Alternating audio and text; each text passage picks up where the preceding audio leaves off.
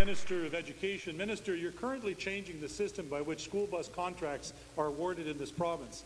Your new RFP process to date has had the effect of pushing out small, locally owned school bus companies in favour of larger corporate entities and or multinational school bus companies. Minister, why are you implementing an RFP system that has the effect of shutting down locally owned businesses? Minister. Speaker, what I would say to the honourable member is that what we are trying to do with respect to supporting boards in the provision of transportation is to ensure that we have a transparent and open and an accountable process that provide those services. Up until now, for the most part, I think it's fair to say that those transportation services have been engaged. It's basically a sole source contract arrangement. What we are working with boards and with the School Bus Operators Association is a way that boards can engage these important services in a way that is fair, that ensures that we get the best service for the best price. We have implemented some pilots in the province of Ontario.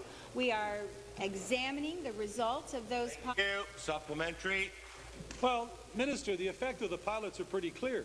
There was, in the case of Wellington and Dufferin, there were 439 routes that were put up, and only 22 of them went to the locally owned businesses. And I say to you again, why would the government of Ontario have a policy that says we're going to favour multinationals over locally owned businesses? So I say to you again, why are you favouring a system that at the end of the day is going to put out of business people who have been working hard in this province for 10, 20, 30, 40, 50 years in favour of large multinationals who do not have the same interest here in Ontario? Speaker, nothing could be farther from the truth. And in fact, when the pilots were underway, and I know that the honourable member is choosing those numbers, it suits his purpose, but I think it's more accurate to report that as a result of the pilot initiative, what we found is that there were winners and losers. What is accurate to say is that some of the winners were the small, single, 1 and 2 bus operators, and some of the winners were larger businesses. Again, with the losers, some were 1 and 2 bus operators, but also some were larger businesses. So we continue to work with the Ontario School Bus Operators Association to understand how we can work with them. Of course, the priority for all of us is to ensure that our children are transported in a safe, efficient manner.